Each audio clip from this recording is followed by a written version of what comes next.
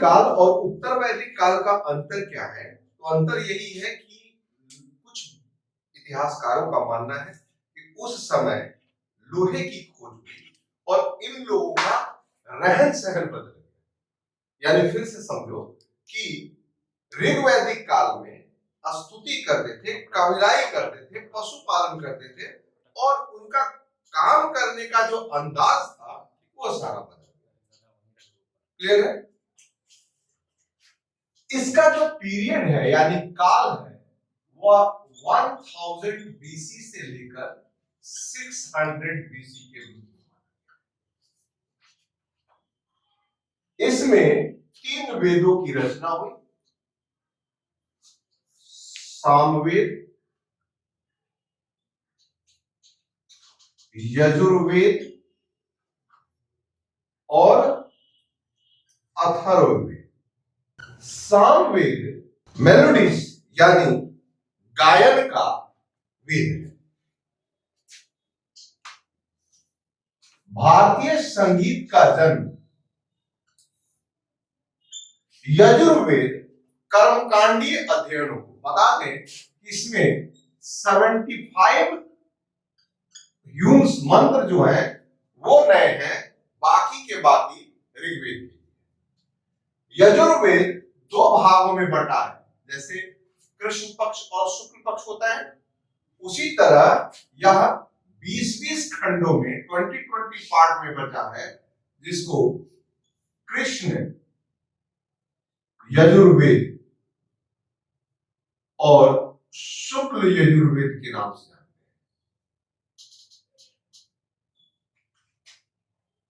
हैं। इसमें इस वेद में कृष्ण यजुर्वेद गद्य में, गद्य का मतलब कहानी में, और यह शुक्ल पद में है। यह कर्मकांडीय, कर्मकांड समझते हैं ना, यज्ञ कैसे करें, कितने करें। चूंकि पहले जानकारी नहीं था कि हमें क्या करना है। मान लो तुम्हारे घर में कोई पंडित जी आए और पहले कहते कि आरती कर लेते, प्रसाद खाते, तब कथा कहेंगे। जी नहीं, उसने एक पैटर्न दिया। पैटर्न क्या दिया कि पहले संकल्प करेंगे, तब हम कथा वाचन करेंगे, तब पूजन करेंगे और उसके बाद उनको प्रसाद वितरण, आरती वगैरह करेंगे। तो ये एक सिस्टम देता है कि कैसे करेंगे। तो इसे हम कर्मकांड करते हैं। अथर्ववेद देखिए, इसे हम अंधविश्वास का ग्रंथ करते हैं, यानी भूत प्रेत, जादू टोना, इसका वर्णन। अब भूत प्रेत जादू टोना, इसमें सांप का मंत्र, बिच्छू काटने का मंत्र, कोई भाग गया उसको, इसका दिमाग डिस्टर्ब करना, वशीकरण मंत्र, सब इसमें दिया हुआ है। इसलिए पुराने विद्वानों ने ऋग्वेद सहित इन तीनों को त्रयी कहा है। त्रयी यानी तीन ही को, चौथे को काउंट नहीं किया जाता है। इसे वेदांत भी कहते हैं, यानी वेद का अंत हो गया, अब इसके बाद वेद नहीं है। अब इन वेदों को कई सूत्रों में लिखे गए। तो फिर से एक बार बताते हैं कि ऋग्वेद जो है वह स्तुति का है, देवताओं की स्तुति की गई है। यह संगीत का है, मेलोडियस, और यह कर्मकांड का है, और यह अंधविश्वास का है। इसी से प्रश्न आते हैं। अब इन वेदों के ऋचाओं को लोग समझ नहीं पा रहे क्योंकि बहुत ज्यादा कठिन था। तो इसको समझाने के लिए रहस्य की बातें लिखी गई, और रहस्य की बातें किसमें लिखी गई है? तो उसे कहा गया आरण्यक ग्रंथ। आरण्यक ग्रंथ कहने का मतलब, आरण्य का मतलब होता है जंगल, यानी जंगलों के बीच वेदों के रहस्य को पता लगाया गया और यह रहस्य की पुस्तक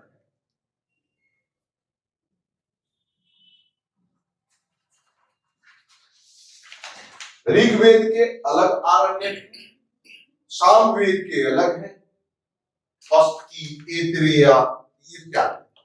इसके बाद ब्राह्मण ग्रंथ, ब्राह्मण मतलब पंडित जी नहीं, ये ब्राह्मण ग्रंथ, ब्राह्मण का अर्थ जाति और वर्ण से नहीं, ब्राह्मण का अर्थ है श्रेष्ठ, जो ब्रह्म को जाने, तो ये श्रेष्ठता को दिखाता है। और सामवेद, यजुर्वेद, ऋग्वेद, अथर्ववेद, इस पर एक एक एक्सप्लेनेटरी बुक यानी उसको व्याख्या करने के लिए टीका, कैसे कुंजी का कुंजी होता है उसी तरह से ये टीकाएं थी, जैसे गोपद, शतपथ, ऐतरेय, ये सारे ब्राह्मण ग्रंथ हैं। तो ब्राह्मण ग्रंथ जो है वो एक प्रकार का एक्सप्लेनेशन यानी कि विस्तार था, किसका? वेदों का। अब इस ब्राह्मण ग्रंथों के बाद तार्किक पुस्तकें यानी लॉजिकल चीजों को दर्शाया गया, जिसे हम दर्शन की पुस्तक कहते हैं, उसे कहते हैं उपनिषद। देखिए, उपनिषद जो है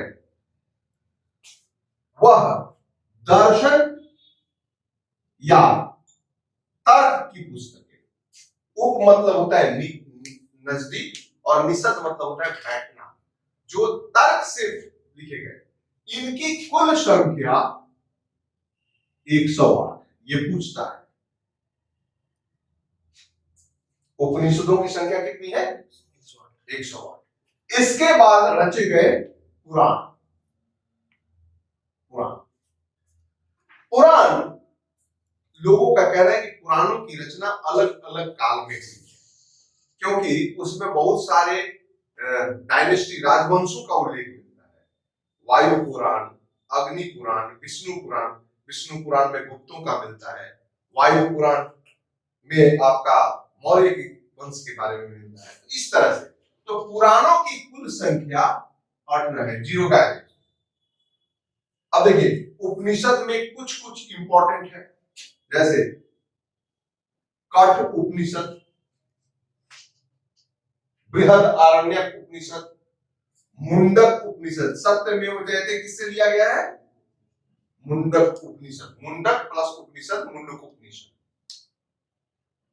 काकट संहिता, इसी पर विचार करें। पुराण, विष्णु पुराण, शिव पुराण, कोई मरता है तो सुने ना गरुड़ पुराण, तो ये सारे पुराण। अब दो हमारे एपिक हैं, एक है रामायण, लेखक इनके हैं वाल्मीकि, संस्कृत में है,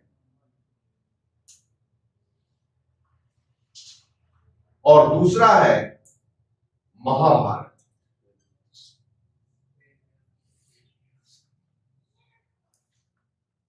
महाभारत कुल 18 पर्वों में वर्णित, ठीक है, खंड पार्ट। भीष्म पर्व में है, उसी का एक पार्ट है जिसका हिस्सा है गीता। तो गीता इसी का एक हिस्सा है। श्रीमद् भागवत गीता जो है वो महाभारत में अर्जुन को कृष्ण द्वारा दिए गए उपदेश। तो ये हमारे स्रोत हैं। इस धर्म ग्रंथों के आधार पर हम उत्तर वैदिक काल के बारे में जानते हैं। अब हम जानेंगे उत्तर वैदिक काल की विशेषता। पॉज कर सकते हैं।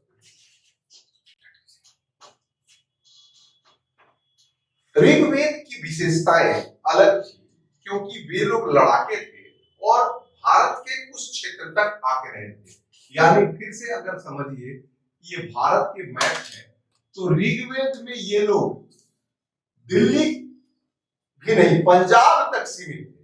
पंजाब से लेके और वर्तमान पाकिस्तान का कुछ हिस्सा तक ये कंप्लीट इंडस वैलीज में। लेकिन पोस्ट वैदिक यानी उत्तर वैदिक काल में ये पंजाब से आगे चलकर पूरब की ओर और ये दिल्ली के निकट तक पहुंच गए। यानी अब इंपॉर्टेंट नदी जो थी वह गंगा और यमुना हो गई, सरस्वती बदल गई। ऋग्वेद से अगर तुलना करें तो जो मुख्य पेशा इनका पशुपालन था, अब इनका एग्रीकल्चर हो गया। अगर हम बात करें शतपथ ब्राह्मण के आधार पर तो सदनीरा नदी जो कि उपजाऊ काफी वो इंपॉर्टेंट हुई। गंगा के बारे में लोग सिस्टम धीरे धीरे उससे बदल गया, इनकी आकृति बढ़ गई, अनार्यों को भगा दिया लोग और इस क्षेत्र पर कब्जा कर दिया। अब युद्ध गायों के लिए कम होकर भूमि के लिए होने लगा। तो इसी आधार पर हम अलग अलग सिस्टम में चले। तो सबसे पहला जो ये है वह है राजनीतिक व्यवस्था।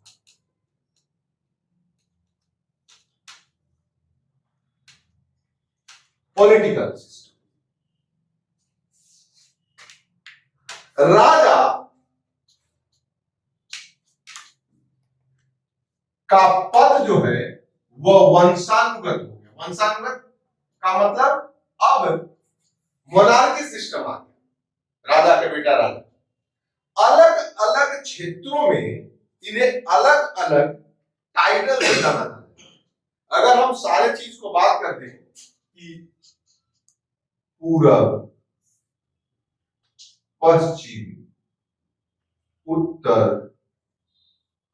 दक्षिण, मध्य। पूरब में राजा को मतलब क्षेत्र को साम्राज्य कहा जाता है। पूरब में जो क्षेत्र था उसे साम्राज्य कहते थे। पश्चिम में स्वराज्य, उत्तर में उसका नाम वैराज्य और दक्षिण में भोज्य। ये अलग अलग नाम है। तथा मध्य में राज्य। अब इन क्षेत्र के अलावा संबोधन जिसको राजा को क्या कहेंगे, राजा को किस नाम से हम जानेंगे? पूरब में सम्राट, पश्चिम में स्वराट,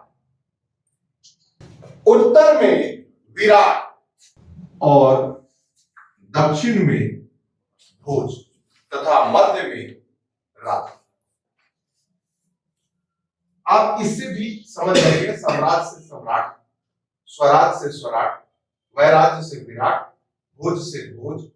और आपको पता होना चाहिए कि मध्य प्रदेश में वो कहावत थी, कहां राजा भोज कहां गांगू तेरी। तो भोजपुर जो है वास्तव में महाराष्ट्र में और वहां के राजाओं को भोज कहा जाता है। इस तरह से सारे क्षेत्र में बटे हुए। आप ध्यान से देखिए, अशोक के साथ क्या लगा था? सम्राट अशोक। तो ये सारे आपके इतिहास में मिलते हैं। यजुर्वेद में राजा को सलाह देने वाले मंत्री परिषद होता था और मंत्रियों को, जो मंत्री होते थे, मंत्रियों को रत्नी भी कहा जाता था। रत्नी यानी रत्न से बना हुआ, जेम्स जिसको बोलते हैं। नवरत्न इसी से निकला हुआ है। इसके बाद कहा जाता है कि उत्तर वैदिक काल में ही ये पोर्टफोलियो, जिसको आप कहते हैं विभाग, इसका विभाजन बढ़ा और इसी विभाग के आधार पर दो इंपॉर्टेंट विभाग बनाए गए, जिसको हम एक वास्तुकार और दूसरा रथकार विभाग। चतुरंगिनी सेना, चतुरंगिनी सेना का मतलब होता है, आप देखिए होंगे शतरंज में जो होता है, शतरंज की शुरुआत भारत से ही है, उसमें एक देखे हाथी सेना, घोड़ा सेना, ऊंट, पैदल। यह ऊंट कहीं बाद में मिलता है, इसके जगह रथ सेना मिलता है। वास्तव में रथ एक लौता राजा के लिए यूज किया जाता था, लेकिन इस तरीके से ये रहते थे, हाथी घोड़ा और रथ होता है।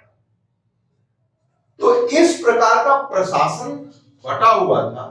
और हम आपको बताएंगे कि इसमें राजा अपने प्रभुत्व को दिखाने के लिए यज्ञ करते थे, और कर्म कांड के साथ साथ यज्ञों की महिमा काफी बढ़ती थी, जिसमें कुछ कुछ यज्ञ इंपॉर्टेंट है जो आप याद कीजिएगा।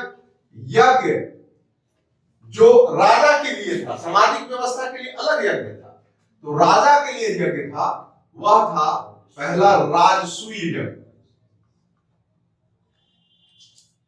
इसमें रथों को दौड़ाया जाता था, रथ दौड़ होती थी, और राजा के रथ में 2-4 घोड़े अधिक बढ़े रहते थे।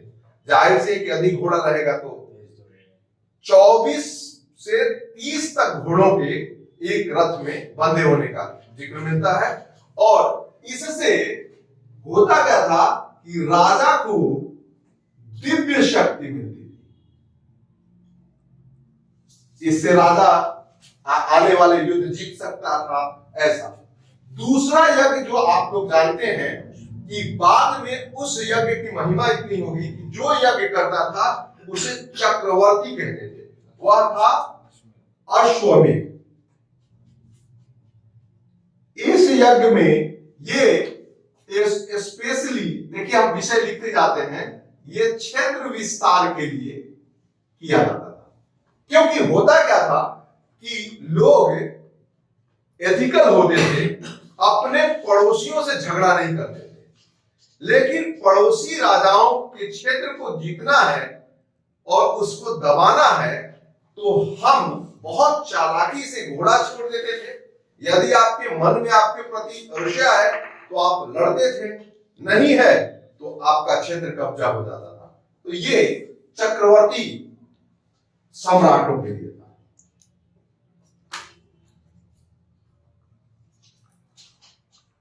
चक्रवर्ती है। तीसरा जो यज्ञ था वह वाजपेयी यज्ञ था।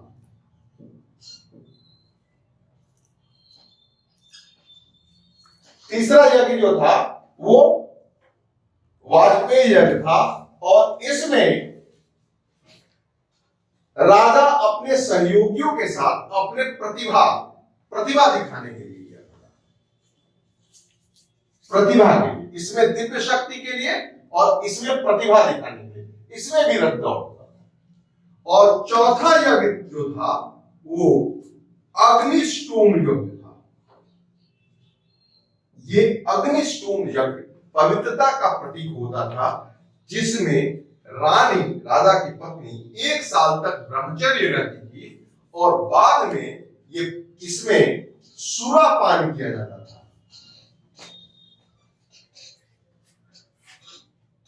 और दारू पिया जाता था।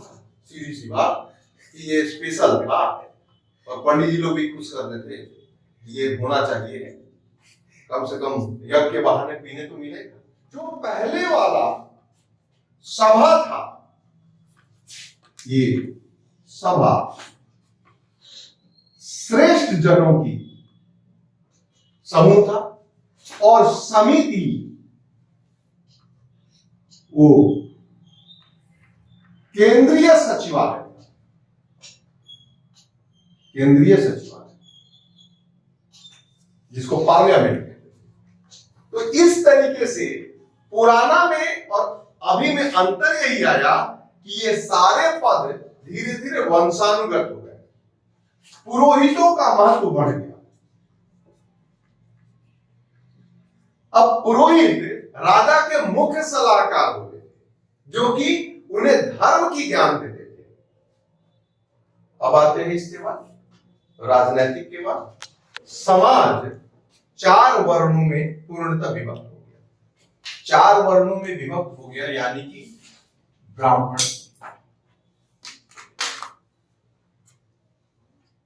क्षत्रिय, वैश्य और शूद्र। ये वंशानुगत हो गया। वंशानुगत का मतलब कि ब्राह्मण का लड़का ब्राह्मण होगा, क्षत्रिय का क्षत्रिय, वैश्य का वैश्य और शूद्र का शूद्र। इनका कार्य भी बढ़ गया। ब्राह्मण का कार्य पढ़ना, पढ़ाना, यज्ञ हवन कराना इत्यादि हो गया। क्षत्रिय का कार्य देश की रक्षा, सुरक्षा, शासन प्रणाली को देखना। वैश्य का कार्य व्यापार करना और शूद्र का कार्य सेवा से, ये व्यवसाय से, और ये रक्षा से, और ये पूजा पाठ। अब क्या हुआ कि इसमें टैक्स जो चुकाने का काम केवल वैश्य करते थे, यानी बाकी ये तो इसके पास कुछ था ही नहीं, सेवा करता था। ब्राह्मण दान पर जीवित रहते थे, इसलिए इनके पास भी धन, और ये धन कमाते थे। व्यापार करने वाले ही टैक्स देते थे, इनके धन पर ये जीवित रहते थे, और कोई भी किसी के कार्य में हस्तक्षेप नहीं करता। समाज में महिलाओं की स्थिति अब गिर गई। महिलाएं सभा और समिति में अब जाने से रुक गए। महिलाएं धीरे धीरे जितनी भी बुराइयां हैं बढ़ने लगा। सती प्रथा की शुरुआत हो गई। अगर देखा जाए तो अभी तक के इतिहास में सती का साक्ष्य जो मिलता है, लिखित साक्ष्य, वह 510 ईस्वी में भानुगुप्त के एक शिलालेख है, उस पे एरन शिलालेख में इसका एविडेंस मिलता है कि सती सिस्टम था। अब हम बात करते हैं कि उस समय क्या क्या, तो कर्म कांड बढ़े।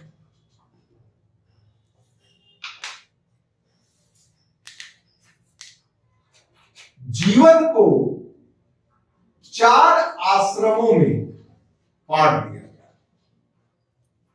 4 आश्रम कौन कौन? तो पहला ब्रह्मचर्य। ब्रह्मचर्य 0 से 25 वर्ष तक। दूसरा गृहस्थ। तीसरा वानप्रस्थ। और चौथा संन्यास। और ये 25-25 का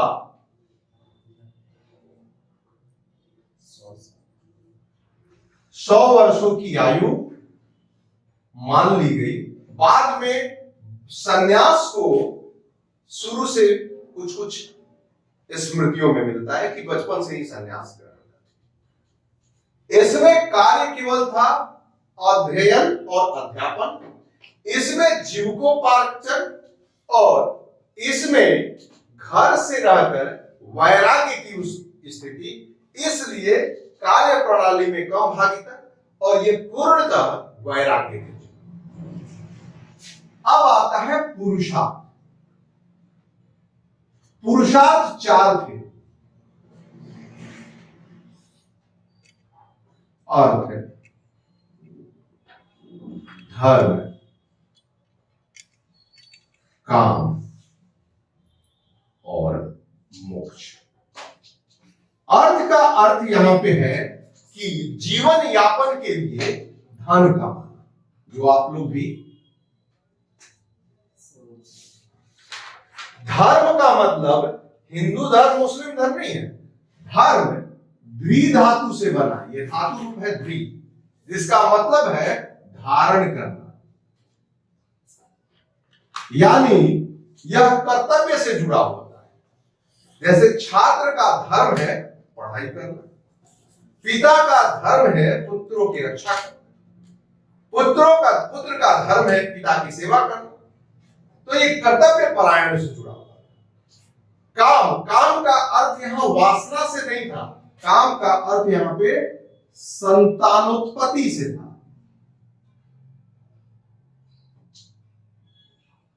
यानी आपने जो पीढ़ी ली उसे आगे बढ़ाइए। और मोक्ष एक कृष्ण शब्द है और माना जाता है कि ये संसार में मनुष्य का जन्म होता है, मृत्यु होती है, फिर वह नया जन्म लेता है और फिर मृत्यु होती है। तो अंततः इस जीवन मरण के मृत्यु से जो छुटकारा पाता है मोक्ष है। मोक्ष वैदिक काल में के बाद इसका बड़ा विकृत रूप ले लिया गया और अन्य स्मृतियों में या विकृतियों में कहा गया कि क्या कहा गया, तो कहा गया कि मोक्ष जो होता है केवल मनुष्यों में मोक्ष मिलता है, वो भी ब्राह्मणों का, क्योंकि बाद में ब्राह्मणों का वर्चस्व बढ़ेगा। और कहा गया कि 84 लाख योनि के बाद आपका मनुष्य का शरीर मिलेगा और मनुष्य का शरीर में सबसे पहले आपको शूद्र का मिलेगा। अच्छे काम कीजिएगा तो वैश्य बनिएगा, बुरा काम कीजिएगा फिर 84 लाख योनि में चले जाइएगा। फिर अच्छा काम कीजिएगा तो क्षत्रिय बनेगा और बहुत अच्छा काम कीजिएगा तो ब्राह्मण, और मोक्ष सिर्फ ब्राह्मण। यही कारण है कि जैन धर्म बौद्ध धर्म की उत्पत्ति हुई। फिर से बता दें, अब इसका केवल नेगेटिव नहीं लीजिए, पॉजिटिव लीजिए कि लोगों को अच्छे पाप और पुण्य के भय से बुरा बनने से रोका जाता। ब्राह्मण अपने कर्तव्य के प्रति विमूढ़ न हो जाए, अलग न हो जाए, इसलिए उनको कठिन कार्य दिया गया। ब्राह्मण बढ़ना साधारण बात नहीं है। ब्राह्मण कहता है कि ब्रह्म जानती ब्राह्मण, जो ब्रह्म को जाने वो ब्राह्मण है।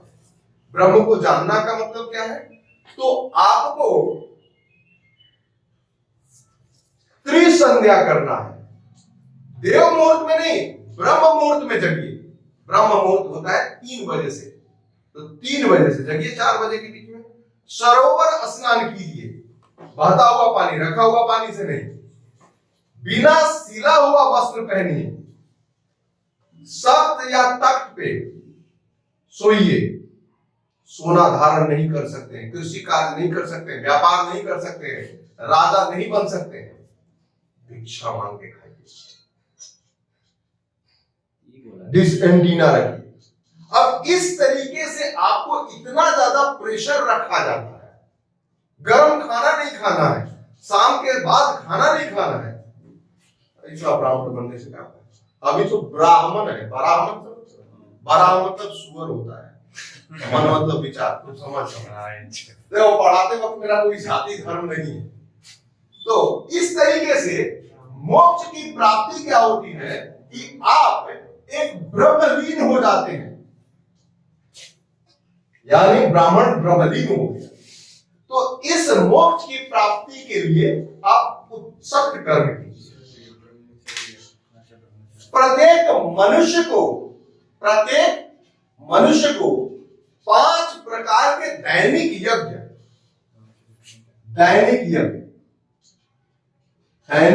का मतलब होता है डेली करना।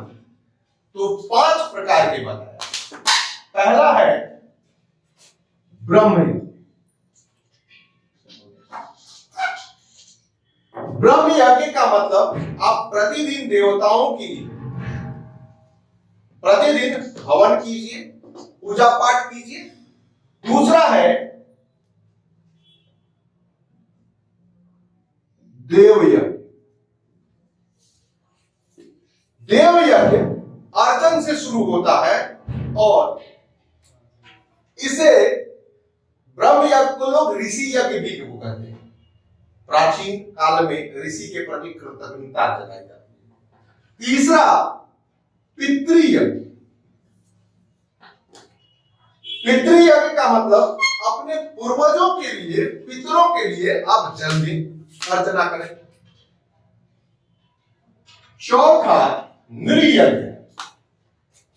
नृ मतलब होता है मनुष्य, यानी अतिथि का सेवा कीजिए। और 5वां भूत पिशाच वाला यज्ञ नहीं। आप जानवरों को, वह जो नहीं बोलते हैं, चिड़िया को, चींटी को खाना खिलाए। बहुत लोग आप देखेंगे आज के आधुनिक युग में लोग कबूतर को या अन्य पक्षियों को दाना देते हैं, कुत्ता को खाना खिलाते हैं, भूत यज्ञ का।